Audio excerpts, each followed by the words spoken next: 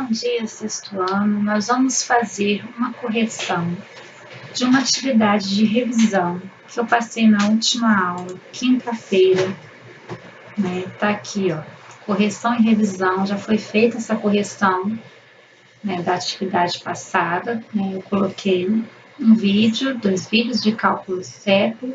Depois eu dei uma explicação sobre periodização do tempo dentro da história, né? Aí dentro desse vídeo aqui, eu passei essa atividade aqui. Em seu caderno, copie a pergunta e dê a resposta. Utilize a página 283 da unidade 1 para responder o que são marcos históricos, o que é um intervalo de tempo, o que é eixo cronológico, o que representa o sentido da passagem do tempo, qual é o recurso que localiza graficamente os acontecimentos e períodos históricos de maneira linear e cronológica. O prazo para entrega, que eu coloquei aqui no caso, né, era até o dia 11 de dezembro de 2020, às 17 horas. Até agora, apenas 3 alunos me entregaram, né, Pedro Henrique, que o anexo vem em branco, eu já avisei, o Otávio, né, e o José, mas está valendo ainda. Eu coloco a data, mas para vocês não ficarem perdidos. Mas vamos lá, né? Voltemos aqui. Essas perguntinhas são 5 perguntas simples, vocês iriam copiar no caderninho de vocês, para a gente poder fazer a correção agora. Essa correção é uma correção com revisão, tá? Então, eu vou dando algumas explicações para vocês. Vamos até a nossa correção com revisão. Então, vamos lá. As perguntas que eu deixei lá para vocês foram essas. O que são marcos históricos, o que é um intervalo de tempo, o que é eixo cronológico. Deixa eu botar a perguntinha aqui da 4. Qual é o recurso que localiza graficamente os acontecimentos e períodos históricos de maneira linear cronológica? E a 4, que representa o sentido da passagem do tempo. Vou explicar um por um para vocês e eu quero que vocês prestem muita atenção porque muita gente confunde o eixo cronológico com o que representa o sentido da passagem do tempo com o recurso que se localiza graficamente os acontecimentos e períodos históricos de maneira linear cronológica, porque a palavra cronológica e tempo, passagem de tempo, aparece aqui. E aí, essa questão aqui, geralmente, essas 3, elas são confundidas e quando, na verdade, nós vamos ver o que é cada uma. Vamos lá. O que são marcos históricos? Gente, marcos são acontecimentos, são fatos. Então, marcos históricos são... Oi, não quer sair?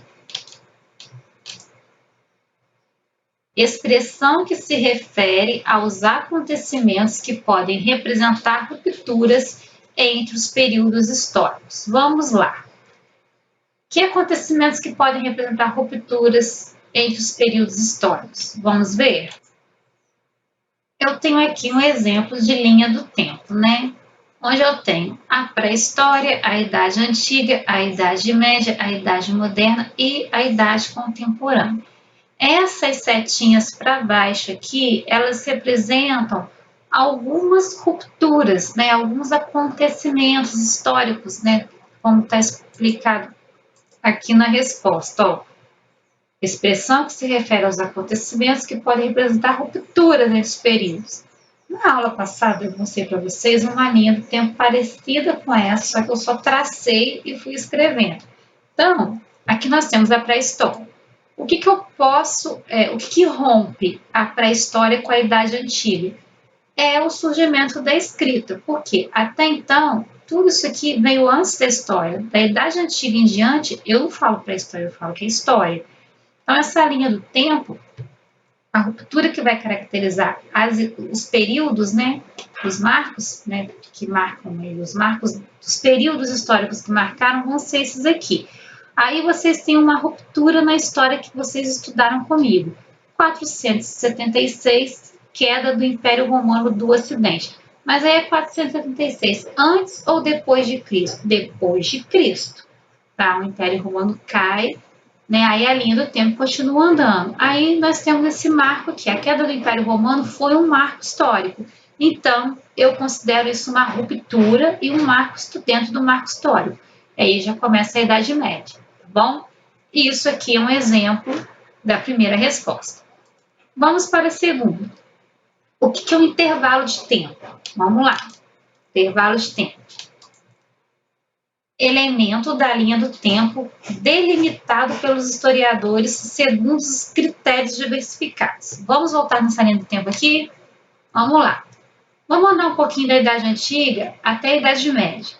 Aqui na Idade Média, né, ela vai começar com a queda do Império Romano, aproximadamente, segundo alguns historiadores. Segundo outros historiadores, ela começa um pouco mais à frente, não em 476, não acaba o Império Romano e começa a Idade Média.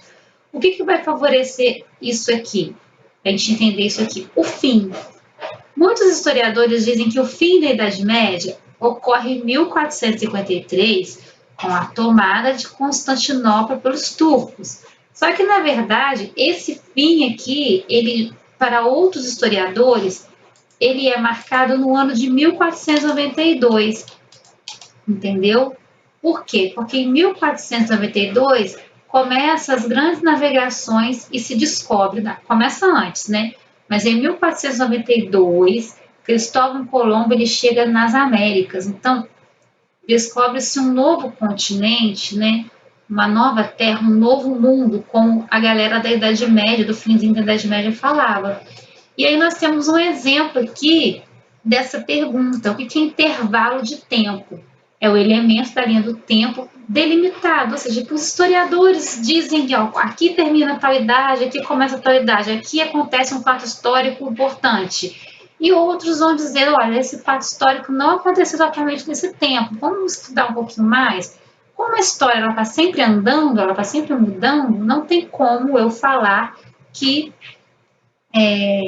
o historiador que marca a linha do tempo assim está certo e o que marca com 1492 está errado e vice-versa.